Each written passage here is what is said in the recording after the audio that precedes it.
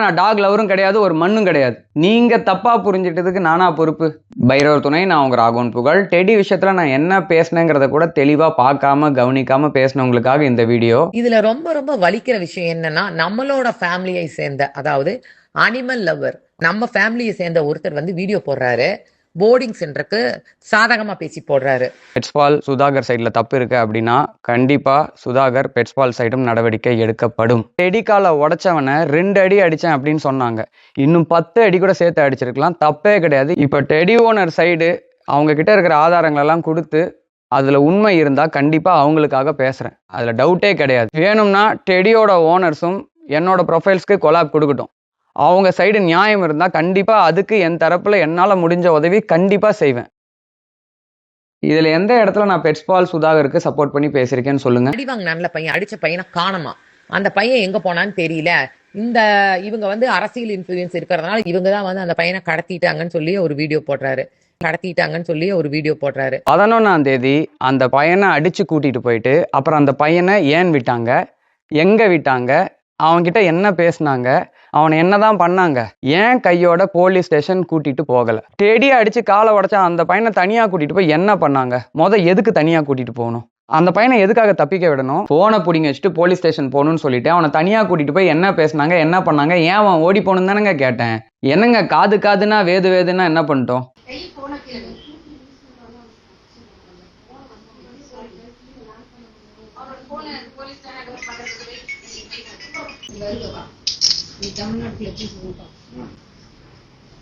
அவங்க கூட்டிட்டு போனதுக்கு அப்புறம் அந்த பையன் ஏன் அப்படியே ஓடிரணும்? அது மட்டும் இல்லாம இவங்களோட ரெப்புடேஷன் இதோட கெட்டு போயிரும். இந்த மாதிரி எல்லாம் அவங்க போட்டுட்டு இருக்காங்க, ரீல்ஸ் போட்டுட்டு இருக்காங்க, நீங்களே பாருங்க அப்படின்னு சொல்லிட்டு அவங்க சொல்றாங்க. டெடியை அடிச்சு காலை உடைச்சவனை ஜூலை 11ஆம் தேதி அவங்க கிட்ட பிடிச்சி கொடுத்து அதுக்கான ஃபுட்டேஜஸையும் கொடுத்ததுக்கு அப்புறம் நீங்க போலீஸ் ஸ்டேஷன்ல போய் கேஸ் போடுவீங்களா இல்ல இன்ஸ்டாகிராம்ல ரீல்ஸ் போடுவீங்களா? சிம்பிளா ஒரு விஷயம் கேட்குறேன். அந்த பெங்களூர்ல அந்த குட்டியை அடிச்சு கொண்ட ஆட்டோ டிரைவர் மேல உடனே எஃப்ஐஆர் போட்டாங்க. அது அவங்க நாய் கூட கிடையாது. ஒரு வழியா இன்னைக்கு போலீஸ்ல இருந்து என்கொயரி பண்ணி அவங்க மேல கேஸ் கொடுத்துருக்காங்க அப்படின்னு சொல்லிட்டு எல்லா டீடைல்ஸும் வாங்கிட்டு போயிருக்காங்க.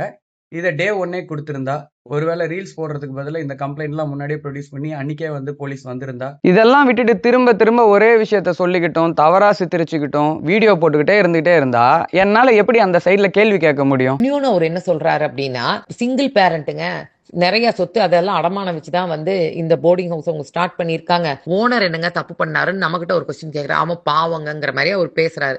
பெட்ஸ்பால் சுதாகர் சைட்ல தப்பு இருக்கு அப்படின்னா கண்டிப்பா சுதாகர் பெட்ஸ்பால் சைடும் நடவடிக்கை எடுக்கப்படும். ஏன் நான் சொல்லாததெல்லாம் சொன்ன மாதிரி பேசியிருக்கீங்க?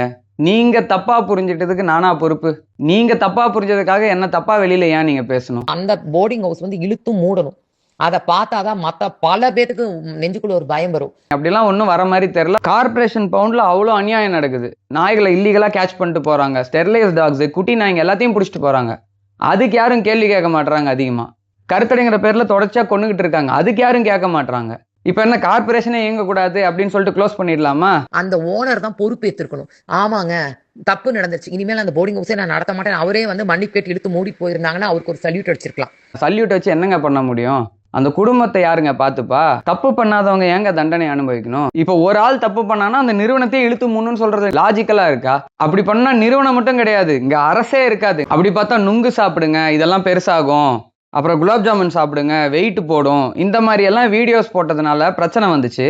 அந்த பிரச்சனை வந்தப்ப அபிஷியல் என்கொயரி தானே வச்சாங்க, அதுக்கு லீகலா தானே ஆக்ஷன் எடுத்தாங்க. உடனே ஹாஸ்பிட்டல் இழுத்து மூடிட்டாங்களா? நீங்க சொல்ற லாஜிக் படி தப்பு நடந்துருச்சுங்க, நான் ஹாஸ்பிட்டலே இழுத்து மூடிடுறேன் அப்படின்னு சொல்லிட்டு மூடிட்டு போயிருவாங்களா? என்னங்க நியாயம் இது? பணக்காரங்களுக்கு ஒரு நியாயம், ஏழைக்கு ஒரு நியாயமா? கூண்ட கொடுத்தும் தனியா அவனை வெளியில் நடக்க விட்டு வீடியோ போட்டு இப்ப அவனுக்கு ஆபரேஷன் நடக்கிற மாதிரி ஆயிடுச்சு. டெடிக்கு அவ்வளவு பெரிய ஆபரேஷன் நடந்து அவனை ஏன் ரோட்ல நடக்க விட்டு வீடியோ போட்டீங்கன்னு கேள்வி கேட்டேன். அதுக்கு யாரும் கேள்வி கேட்க மாட்டீங்க. அதுக்கு பேர் அபியூஸ் கிடையாதா? அதுக்கே எஃப்ஐஆர் போடலாம். டெடி மேல அக்கறை இல்லைன்னா நான் ஏங்க இதை கேள்வி கேட்கணும்? நியாயம்னா நீங்க 2 சைடும் என்கொயரி பண்ணிருக்கணும். நீங்களே என்கொயரி பண்ணுங்க, கிராஸ் வெரிஃபை பண்ணுங்க, அப்புறம் தெரிஞ்சுக்கிட்டு சொல்லுங்கன்னா டாக்குன்னு வீடியோ போட்டு விட்டீங்க. நீங்க எப்படி அந்த சைடு என்கொயரி பண்ணாம ஒரு வீடியோ போட்டீங்கன்னு ஒரு பெரிய கேள்விக்குறியா இருக்குது. அதுக்கு பேர் டெஃபமேஷன் கிடையாதா? இப்ப இவங்க சொல்றாங்கல்ல, சொத்தை அடமானம் வச்சாங்க, இங்க 5 பேத்துக்கு வேலை போயிரும், அவங்க என்ன இந்த வியாக்கியானம் எல்லாம் எப்ப தெரியுமா இருந்திருக்கணும்? தப்பு நடக்கிறதுக்கு முன்னாடி தடுக்கிறதுல இருந்திருக்கணும். ஒரு தப்பு நடந்துருச்சு அப்படின்னா நிர்வாகம் தான் பொறுப்பேத்துக்கணும். அவன் பண்ணது எங்களுக்கு தெரியாது, ஆனா வாய்ஸ்ல இருந்து எல்லாமே கிளியரா இருக்கு அவன் தான் பண்ணிருக்கான்ட்டு. அவன் பண்ணிட்டு அங்க இருந்து அவன் வெளில வர்றதுல இருந்து எல்லாமே ஃபுட்டேஜ் வந்து நானே அவங்க கிட்ட எடுத்து கொடுத்துட்டேன். அவன் பண்ணது தப்பு, இது நான் ம். சப்போர்ட்லாம் பண்ணல. நீங்க ம். எவ்வளவு பெரிய கேஸ் கொடுக்க முடியுமோ கொடுங்க, அதுக்கு ம். நான் வந்து ஃபுல் சப்போர்ட் பண்றேன். நீங்க ஆல்ரெடி இன்ஃப்ளூயன்ஷியல் ஆள் தான். ம். நான் விசாரிச்ச வரைக்கும் சார்ஜ் ஷீட் போட்டா அவனை தூக்கி கன்ஃபார்மா 3 வருஷம் உள்ள வச்சிடலாம். ம். ஆதாரம் இருந்தும் குற்றம் பண்ணவன் கையில கொடுத்தும் கேஸ் போடாம தப்பிக்க விட்டு கூகுள், இன்ஸ்டாகிராம், சோஷியல் மீடியா எல்லா இடத்துலயும் அவர்களோட ரெப்புடேஷனை கெடுத்து தொடர்ச்சியா மென்டல் டார்ச்சர் கொடுக்குறப்ப என் சைட்ல இருந்து ஏதாச்சும் ஒரு உதவி பண்ணணும், இங்க இருக்கிற நிலைமையை எடுத்து சொல்லணும் தான் நான் வீடியோ போட்டேன். ஆதாரங்களை கண்டுபிடிச்சு கொடுத்து அதை பத்தி பேசுறேன், அவ்வளவுதான். ஒரு தடவை அந்த பையனுக்கு கால் பண்ணி நீங்க யாராச்சும் பேசியிருக்கீங்களா, என்ன ப்ரூஃப் இருக்குன்னு பார்த்திருக்கீங்களா, என்ன நடந்ததுன்னு கேட்கறதுக்கு கூட ஆள் இல்ல. அந்த பையன் சூசைட் பண்ணிக்கிற நிலைமையில இருந்தான். அவங்க கிட்ட நீங்க என்கொயரி பண்ணாம எப்படிங்க இப்படி ஒரு வீடியோ போடலாம்? நான் உங்ககிட்ட இவ்வளவு சொல்லியிருக்கிறேன், அவ்வளவு சொன்னதுக்கு அப்புறமே என்னை பத்தி ஏங்க இப்படி ஒரு வீடியோ போடணும்? கோர்ட்டு போலீஸ்ல கூட 2 சைடு வாதத்தையும் கேட்பாங்க, நீங்க எப்படிங்க எதை பத்தியும் கேட்காம ஒரு வீடியோ எடுத்து போட்டீங்க? அந்த பையன் சைடு எக்ஸ்பிளைன் பண்ணதுக்காக என்னை பத்தி இப்படி ஒரு வீடியோ, இது நியாயமா? எனக்கு வலிக்குதுங்க. நுங்கு சாப்பிடுங்க, குலாப் ஜாமுன் சாப்பிடுங்க, இது நடக்கும் அது நடக்கும்னு வீடியோ போட்டவங்க மேல என்கொயரி தான் வச்சாங்க, லீகல் என்கொயரி வச்சாங்க. இப்ப லீகல் என்கொயரி மட்டும் தான் நடந்திருக்கணும். எவ்வளோ abusive calls, message, threatening calls. இதுக்கு பார்த்தா அதுக்கு என்ன வேற மிரட்டுறாங்க, ஏன் அட்வொகேட்டை மிரட்டுறாங்க. ஒரு சைடு மட்டும் தான் கேட்போம், இன்னொரு சைடு கேட்கவே மாட்டோம், நீ பேசவே கூடாது, சொல்லவே கூடாது, யாராச்சும் கேட்டு சொன்னா கூட அவனையும் தடுப்போம் அப்படின்னு சொல்றதுக்கு பேர் அடக்குமுறை இல்லையா? இந்த பிரச்சனையில சக மனுஷன் மேல தப்பே இல்லைனாலும் நாய் பாதிக்கப்பட்டுருச்சா எல்லாத்தையும் அடிச்சு காலி பண்ணுடா அப்படிங்கிற ஒரு மைண்ட் செட் இருக்கிற ஒரு அனிமல் லவர், அனிமல் ஆக்டிவிஸ்ட், அந்த மாதிரி குரூப்ல நானும் நினைச்சிருந்தீங்கன்னா நான் கிடையாது. நான் மொதல் ஆக்டிவிஸ்டும் கிடையாது, நான் அனிமல் லவரும் கிடையாது. இப்போ சுதாகர் மேல தப்பே இல்லைன்னு ஆயிடுச்சுன்னா நீங்க இதுக்கு பொறுப்பேற்றுப்பீங்களா? ஏங்க அவன் உசுறு போயிருந்தா என்னங்க பண்ணிருப்பீங்க? ஒரு நாள் லேட்டா போயிருந்தேன்னு வச்சுக்கோங்களேன், அந்த பையன் இன்னைக்கு உயிரோட இல்ல. உங்களுக்குலாம் இதோட சீரியஸ்னஸ் புரியுதா இல்லையான்னு தெரியல. இந்நேரத்துக்கு நான் இல்லைன்னா அந்த கடையில தூக்கு மாட்டி தொங்கிருப்பேன்னு சொல்லியிருக்கிறான். ஒரு சக மனுஷனுக்கு ஒரு கஷ்டம்னா போய் நிக்க கூடாது, ஏன்னா நீ டாக் லவர் அப்படின்னா நான் டாக் லவரும் கிடையாது, ஒரு மண்ணும் கிடையாது. அசிங்க அசிங்கமா அந்த பொண்ணை திட்டினாங்கல்ல, காசு தரேன் வரியா அப்படின்னு கேட்டாங்கல்ல, அவங்களெல்லாம் பார்த்து உங்களுக்கு கோவமே வராதுல்ல? அது என்னங்க லாஜிக்கு? நாய்க்கு பண்ணா மனுஷனுக்கு பண்ணக்கூடாது சட்டம் இருக்கான்னு? எனக்கு என்னைக்கும் மனிதாபிமானமும் மனித நேயமும் தான் முக்கியம். அது நாயா இருக்கட்டும், அது மனுஷனா இருக்கட்டும், அது யாரா வேணா இருக்கட்டும், எல்லாத்தையும் கடவுள் மேல இருந்து பார்த்துட்டு தான் இருக்கிறாரு. அவர் மிச்சத்தையும் பார்த்துக்கிறாரு நம்பிக்கையில. இதோட என்னோட விளக்கத்தை முடிச்சுக்கிறேன். ஜெய் பைரவ்.